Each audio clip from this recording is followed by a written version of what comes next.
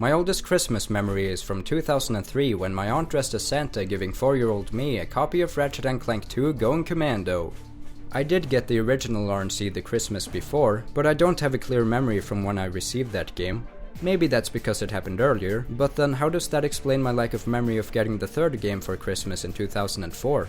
Who knows, but it might explain why I have a deeper connection to RNC2 than any other video game, even within my favorite franchise.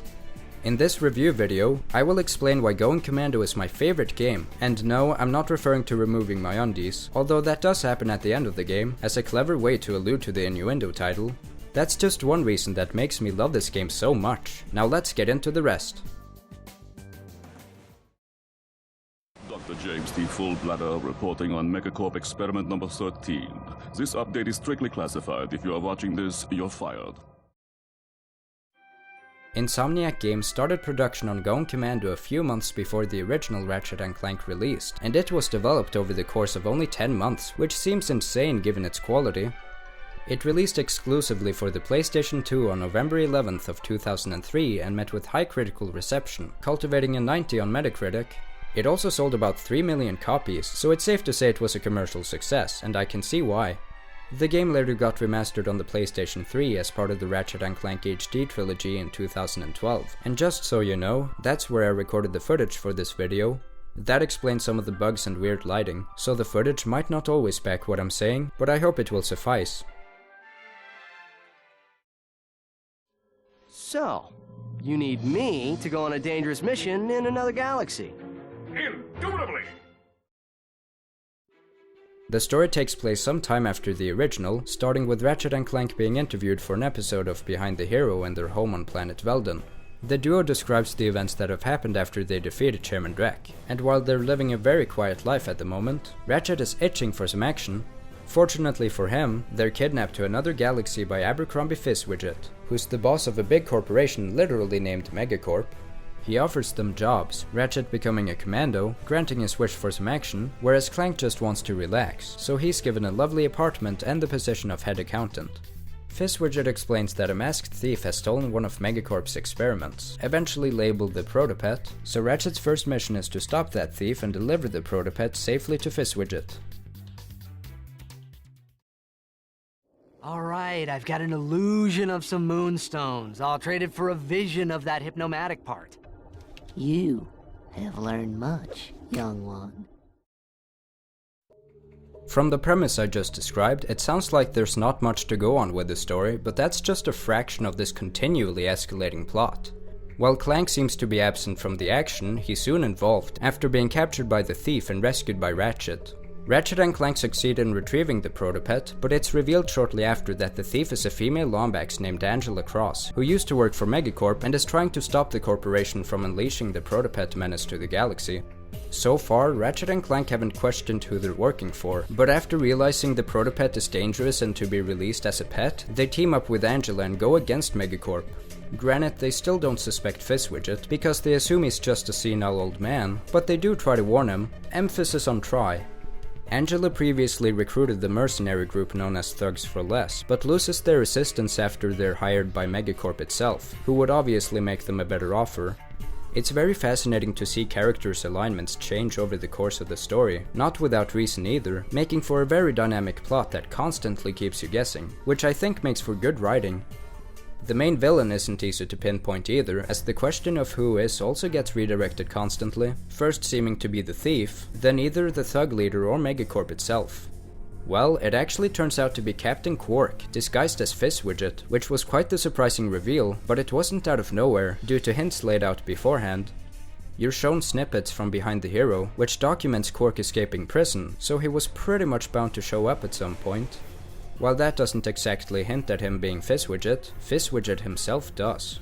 Not only do Quark and Fizzwidget share the same voice actor, but Fizzwidget fails to pronounce sophisticated words, as a byproduct of Quark's stupidity. Even so, Quark's plan is actually really well thought out, as he escapes his failure in the Solana galaxy by starting anew in the Bogon galaxy, where he's unknown, so he has the opportunity to become a hero again. How does he do that? By initiating the Protopet menace and putting an end to it on live holovision. The ingenuity doesn't stop there, as he specifically abducted Ratchet and Clank so that he could frame them for unleashing the Protopet menace, which would act as payback for them ruining his image in Solana. Of course, Quark's stupidity still manages to prevent his success in the end, from something as simple as putting a battery into a device backwards, deteriorating the Protopet instead of improving it, nearly costing his life. When people talk about their favorite RNC villain, they usually point towards Dr. Nefarious, Chairman Drek, or Percival Tachyon, but honestly, Captain Quark is my favorite. I might be biased since he's my favorite character in the series, but that doesn't take away from how great he is as a villain, coming up with such a clever plan that's tied to an understandable motivation, which manifested due to events from the prior game. He's also downright hilarious, which brings me to the wonderful comedy this game has to offer. Going Commando might be the funniest game I've ever played, and that title says it all really, being an innuendo for not wearing underwear. An aspect of PS2 era RNC that I highly appreciate is that pretty much every character has the ability to be funny at least once. Even those that aren't supposed to be very comedic have their funny bits, like Angela Cross's clumsy tendencies, or Darla Gretsch calmly commentating such bizarre settings that sometimes affect her in more ways than one. I'd also say the main duo is another example, because while they can be funny, that isn't their main shtick. They actually feel quite laid back, mostly just seeming to move the plot forward, but they're fun to follow, and their personalities complement each other really well.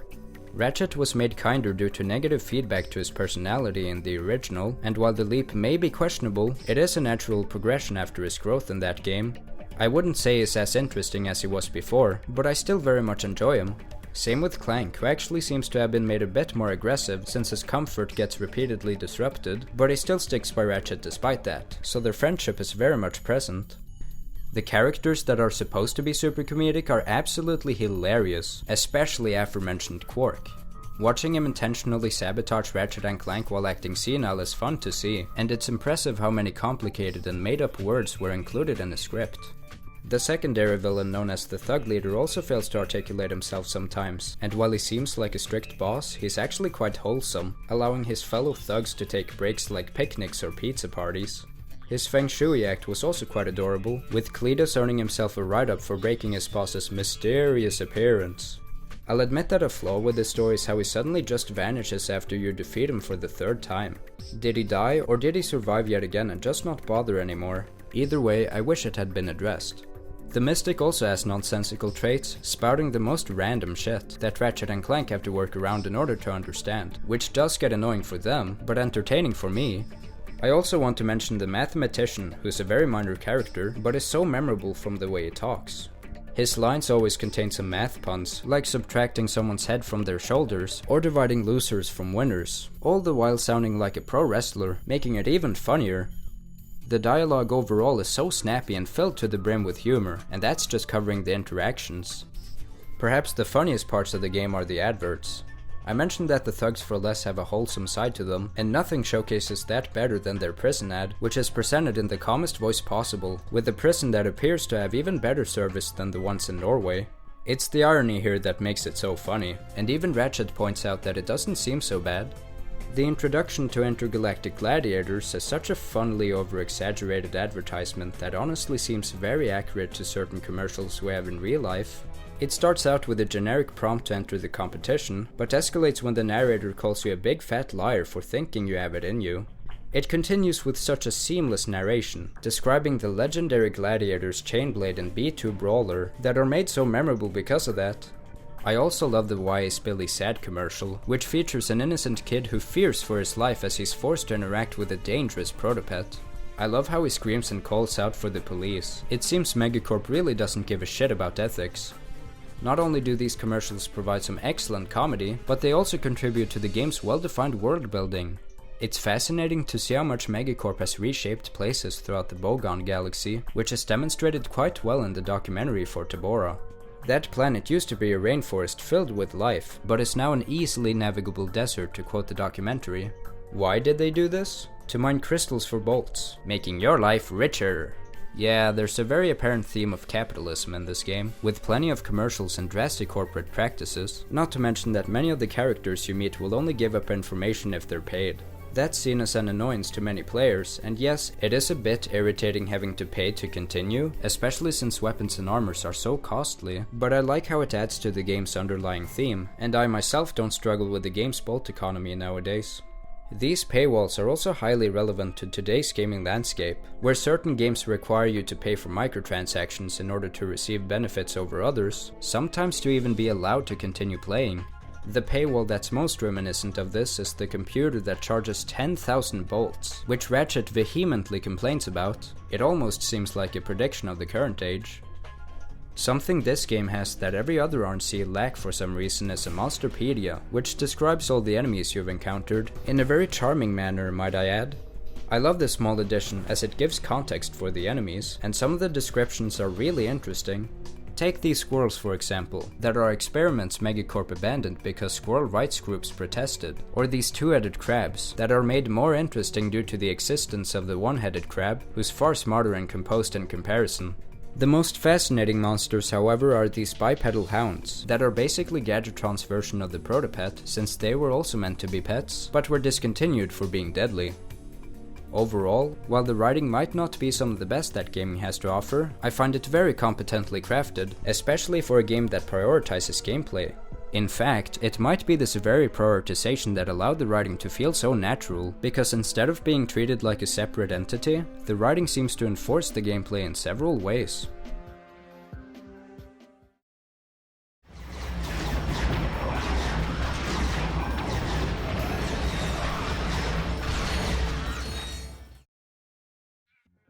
Gameplay is what determines whether something is worth playing or not, as they are called video games, so how does Commando fare in this aspect? Bloody brilliantly, if I do say so myself. It not only improves basically everything from its predecessor, but it also adds lots of innovations that later on C games would capitalize on. First off, Ratchet controls so much better, with faster and smoother movements, and doesn't slow down to a fault whenever he uses his wrench. Something that has also helped this movement is the addition of strafing, real strafing anyway, which makes aiming and hitting enemies so much easier than before. Even so, Commando is still no slouch in terms of difficulty, and might be as hard as the first, if not harder. That's because enemies are way tougher and designed around this strafing mechanism, so that the combat didn't end up being too easy. I'll admit that some of the challenge does come from a lack of checkpoints, so that's something that could have been improved, but at least the game doesn't punish you for dying, other than sending you back to the last checkpoint, of course. Believe it or not, but dying can actually be a good thing, since that means more bolts and experience, and there's no life system, so your progress won't reset, thankfully. I alluded to gaining experience, which is another innovation that made a big impact on the games moving forward. It's called the nanotech leveling up system, in which killing enemies will not only upgrade your health, but also your weapons, depending on how much you use them. This system is a great incentive to keep using even the weaker weapons, so that you're eventually rewarded with stronger ones. There are also weapon modifications that you can buy from Slim Cognito with platinum bolts. These modifications can be useful for making weapons stronger, or to give them a lock-on mod, which definitely comes in handy for the weapons that are hard to aim with. Commando has the biggest arsenal of weapons in the series, standing at a whopping 24, provided by none other than the underused weapon manufacturer Megacorp. Okay, 6 of the weapons are made by Gadgetron, and you can actually get 5 of them for free if you own them in the original, which is an awesome feature. It's just a shame that these weapons are so weak and can't even be leveled up, but the 6th weapon makes up for it. The Rhino 2 is a machine gun with 100 powerful missiles that can drain the final boss's health in mere seconds. It might be my favorite weapon in the game, but it does have tough competition against the Plasma Storm, which is probably my favorite non-Rhino weapon in the whole series. It's such an efficient crowd clearer that takes out most enemies with ease. Most seem to argue that the Bouncer is the best weapon, and while it is great, I honestly prefer the somewhat similar Mini-Nuke. It's pretty much as powerful as the Bouncer, but has quicker reload time, and the fact that it's one of the 2 weapons you start with makes it all the more impressive. I won't go into the rest of the weapons, as that would take ages to cover, but Commando might have the best roster in the series, despite having a few weak ones here and there. The gadgets are also pretty neat. I don't know if it's the best selection the franchise has to offer, but it does have some really good ones, including the returning Swingshot and Grind Boots, but also the new Dynamo, Tractor Beam, and Hypnomatic.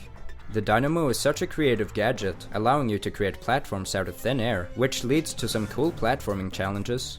It's fun using the tractor beam to position platforms, destroying stuff with bombs, and even taking control of security bots so that you can be granted access to places.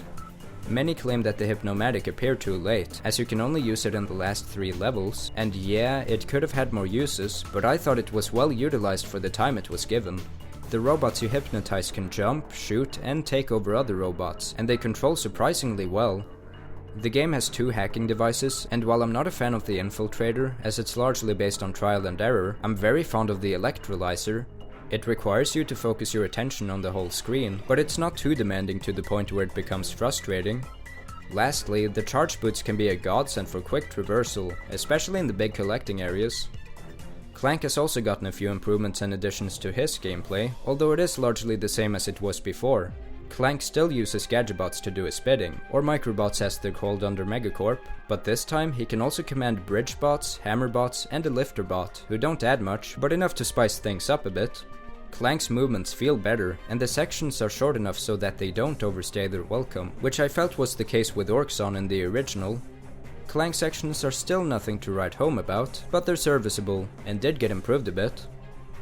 Ratchet & Clank games have never really offered that much content, so it's fortunate that Going Commando is one of the biggest in the series. It's the second installment, which compelled Insomniac to basically double everything. You start out with 2 weapons, there are 2 upgrades for most weapons, 2 hacking devices, 2 flying gadgets, 2 gladiatorial arenas, 2 hoverbike races, 2 giant Clank stages, and 2 collecting areas. This mindset of adhering to the 2 really helped create a lot of content and ways to further progression, while still being varied. Every time you finish a minigame, or maxi game as Insomniac calls them, you're rewarded with plenty of bolts, which is something the original would have really benefited from due to the aforementioned paywalls and expensive weaponry. It certainly helped this game, and it's even better in challenge mode. There, the rewards you receive are much larger, plus it's possible to cultivate a bolt multiplier, which can go anywhere from double the amount to 20 times as much. So while you have to spend a lot, you also earn a lot all the same. The gameplay variety wouldn't have mattered if the maxi games sucked, but thankfully none of them do, and I really like them for the most part. The ship sections are probably what I hear the most complaints about regarding this game, and while I agree that 4 sections are a bit much, I've come to enjoy these over time. RNC's most other ship sections are honestly not as good, and this game actually allows you to upgrade the ship for a smoother experience. I do wish you'd be able to upgrade it earlier though, since it's only possible right after the second segment, which can be tough without upgrades. Whether you like the gameplay of these sections or not, at least they provide some stellar atmospheres. On the flip side, the gladiatorial arenas are the most hailed RNC maxi games, and I can see why, as they keep core gameplay elements, while acting as training grounds to gain experience. Honestly, I think the arenas are a tad overrated, since I prefer the combat to be accompanied by more open areas and platforming, but I can't deny that they offer some fun challenges, and actually the best boss fights in the game. The other bosses are sadly a letdown, since most of them are too easy and not very engaging to fight against. There's also the absolutely annoying Thug Leader boss on planet Snevelak, which is easily the worst part of the game, as the Gigantomech takes far too long to beat, and the game wants you to use turrets rather than your arsenal to take it down. The final boss isn't much to brag about either, being super easy, but I think it's overhated. It might not be an epic battle against Quark or something, but it does offer some cool ideas, like the mutant protopet using ammunition from Megacorp weapons against you, and you can even use the tractor beam to hurt it with bombs. Anyways, back to the maxi games. The hoverbike races are really fun, and while not as flexible as the hoverboard from the original, I think the hoverbike controls better and has a much better sense of speed. It's similar to F-Zero, probably not as deep mechanically, but for a racing maxi game, it's pretty impressive. Giant Clank was a really cool idea in the original, but I found him too slow and restricted. He's so much faster in this game, and I love how abnormally high Clank can jump. It's so satisfying. The only issues I have with it is that the boss can be hard to reach if you've lost sight of it, and your health drains unusually fast sometimes, which can result in cheap deaths, but I don't often encounter these problems anymore. These sections also highlight the game's spherical moons, of which there are 3, and those were really impressive at the time, even though they're not perfect mechanically. Most people bring up Super Mario Galaxy when talking about spherical game design, understandably so, as those games perfected them, but there's no denying how innovative Going Commando was for being able to implement them. Lastly, the collecting areas can get boring, since the valuables are scattered across empty maps, but they're a useful way of earning bolts and experience, and they're easier to find after obtaining the mapper. Completing them is thankfully optional, and that's a good thing about these maxi games. Sure, you are forced to participate in them, but that usually only entails a short challenge, so if you're not fond of them, you can always ditch them after their obligatory missions. I myself usually do them all, since I'm a sucker for completing this game. Before concluding the long gameplay section of this review, I want to dive a bit into the level design. While they may not be quite as open as they were in the original, they're not super limited like in Up Your Arsenal either, and they do have a lot of interesting ideas to offer. On Megapolis, you can control these cranes to rearrange platforms and kill enemies. On Notak, you have to freeze bodies of water with the Terminator at the right moment, so that the water is high enough to reach later areas. Bolden has a lot of gravity ramps, including magnetic walls you have to descend while fending off enemies behind balconies that you can use for cover. And Smog has the gimmick of using the levitator to fly across faraway platforms. There's always something new to do in these levels, despite their similar layouts, which makes levels fun and distinctive. I'm not completely sure what's my favorite level between Planet Bolden or Yeadle, but I at least know that Yeadle is my favorite final level. It's very linear, like you'd expect from a final level, or any level leading up to a boss fight, but it's still packed with content, and utilizes most of the gadgets you've come to rely on. That's not even mentioning the brilliant atmosphere, which transitions nicely into the next segment of this review.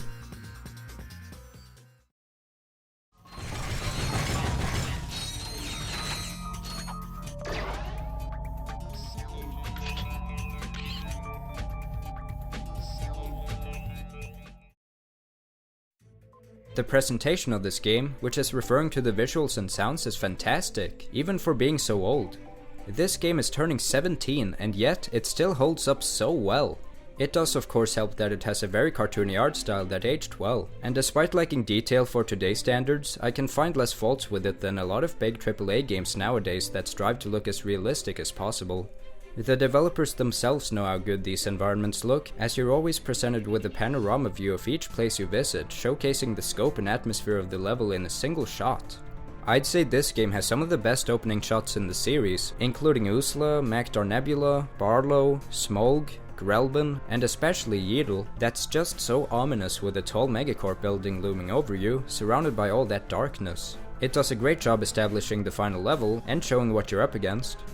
The worlds are comfortably designed with a varied color palette, diversifying each place you visit. Even when levels share similar aesthetics, like the snow planets Grelban and Siberius, you can still tell that their atmospheres are completely different. The presentation really benefits from the attention to world building, as it makes for a consistent motif throughout many of the levels, while still feeling like their own locations. I love that there are Megacorp stamps and advertisements all over most of the levels, showing Megacorp's total control of the Bogon galaxy. An especially interesting case of this is Planet Barlow, where Gadgetron lies in ruins due to Megacorp's takeover. These details do such a good job at immersing me into these environments, and that's not even mentioning details exclusive to each level, like interactive slot machines in the Magdar Resort, destructible rockets on Planet Odeno, or the whole swampy aesthetic of Planet Usla, which is incorporated into the level design. The coolest detail might be found in Megapolis, where cleaner bots will come out after you destroy garbage cans, basically making it Bogon's version of Singapore. The character models might look outdated today, but I think they still look good, despite being rough around the edges. Ratchet has such a cool design, made even cooler with armors, and Clank is simple yet effective. There aren't many characters returning from the first game, but the ones that do still look consistent as ever, maybe aside from the shady salesman. I mean, he looks the same, but his model has been stretched out for some reason. The new character designs are also very good, and fit right in with RNC's style. I particularly like the irony of the Protopets design, making them out to be harmless pets, when they are in fact ravenous beasts. It somehow makes them scarier. Of course, good character models won't really matter much if they aren't accompanied by good animation, but Insomniac have been really careful in that regard to make them as natural and dynamic as possible. Just look at how smooth the animations are in this scene, it's super impressive, and even beats some later RNC games in that regard. Voice acting is also an important facet of a character, and it's exceptional throughout the game, with voices very reminiscent of cartoon characters. The Mystic's voice cracks me up, pun intended, and he actually shares the same voice actor as Ratchet, which shows range. Ratchet actually got a new voice actor for this game, because Mikey Kelly's portrayal of him in the original wasn't received the best. Even though I liked it myself, I do think James Arnold Taylor fits Ratchet better, at least past his rebellious phase, so it was a good choice in my book. David K as Clank always kills it. It's amazing how robotic he can sound, and it's all natural, no external methods required. Jim Ward as Captain Quark/Fizzwidget is also incredible. He really sells the bumbling idiot, but also delivers a good villainous performance when he needs to. I lastly give a shout out to the Thug Leader, voiced by none other than Steve Bloom, whose intimidating voice coupled with his wholesomeness creates comedy gold. The best sound design might come from the awesome soundtrack, composed by best R&C composer David Berchot. I think this is my favorite of the series, and for sure one of my favorites in gaming. It has such unique techno sounds that fit the series' futuristic setting so well. It's also very varied, with badass tracks found in levels like Bolden, Todeno, and Aranos, calm tunes in Tabora, Joba, and Grelban, in addition to ominous music in Snivelak, Usala, and Yedel. The ship sections basically cover these musical types, so there's variety to be found in those as well. It is true that two sections share the same music, but that's because the first section is so short and can't be revisited, and since that's one of my favorite samples, I'm glad they brought it back. I'm not an expert when it comes to music, so I might not have a say in how well these tracks are composed, but I can say they're some of the coolest background music I've ever heard, and that should count for something. This game is very generous with bonus content, maybe more so than any other game in the series, which is another reason why I love it so much. There are two playable arcade games, the first of which seeming to be based on the 1962 game Space War, and the latter may be loosely based on 1978 Space Invaders. These are extremely simple and not much to rave about, but I much appreciate their inclusion, as it shows willingness from the creators to provide to the players. One of these can actually be played on a pyramid-shaped console in Clank's apartment using the dynamo, which is a really cool Easter egg. By far my favorite Easter egg in all of gaming, however, is undoubtedly the Insomniac Museum, which is something that didn't need to be implemented, but it was, and it's such a clever way to show behind-the-scenes stuff. There's even more of that to be unlocked in the menus, like a short but informative documentary on making the game, some charming cut commercials, and a slideshow of concept art that has been nicely edited together with the awesome Todeno music playing in the background. It all showcases a great deal of care and effort put in by the developers, which I highly respect. That's not even mentioning the remaining extra stuff, like the amusing endorsement deals in Comic About Clank's Day Off. They might not mean much in the grand scheme of things, but fun little secrets like these really contribute to the game's lasting appeal. While this is my favorite video game, I have absolutely no qualms that it references other games. In fact, I find it very welcoming. There are plenty of Jak and Daxter Easter eggs, with one poster in Clank's apartment, and two others within near vicinity of one another on planet Damosel. Damosel also features a small clip of Ratchet and Clank imitating Jak and Daxter's power cell animation, which is such a fun little tribute. Even that's not the extent of J&D references, as Ratchet actually plays both the Precursor Legacy and Jak 2, and then rage quits because he sucks at playing video games. He also plays the first Sly Cooper, which was much needed advertisement for that underrated gem. Ratchet even plays his own games, still somehow failing miserably, but it serves as a good sneak peek of what to expect. This is why Going Commando has my favorite title screen in gaming, as it's chock full of references, not only to its own games, but to others as well. It shows such good companionship between game companies. You really love to see it. Subject 23A, please report immediately for crotchetizer testing. Well, too many calls. After having made my longest review yet, I've explained in detail why Ratchet & Clank 2 Going Commando is my favorite video game. It has a simple but tightly written story, containing many twists that keeps you guessing, and the characters offer some comedic dialogue, making them extremely likable. The game's numerous commercials are especially hilarious and add to the engrossing world building. The gameplay of this sequel improves so much over its predecessor by ironing out its unpolished aspects, while also introducing a lot of fun new gameplay elements that are here to stay in the franchise's future. The game looks great even today, having an art style that aged wonders, not to mention good character models with smooth animations. The soundtrack is awesomely unique and is fun to listen to even outside of the game. Something else I absolutely love about the game is that it features so many bonuses that show a great deal of love and effort by its developers, including Easter eggs that serve as a celebration of gaming and the ones who made them. In terms of flaws, I can't say there are that many, but I'd say the most apparent issue is the selection of boss fights, as most of them are easy, and one of them is super tedious. Also, while I do love the writing, gameplay, and presentation, none of these aspects are perfect, and longer development time could have brought more polish. Still, it's impressive how well it turned out regardless, and each element come together to form such a well-defined whole. Going Commando is a masterpiece of a game, deserving the review score of 9.5 out of 10, and it's most certainly a 10 in terms of the enjoyment I have with it. It would take a hell of a lot for another game to surpass it. I'm Arcadon, and hopefully, you'll see me next time!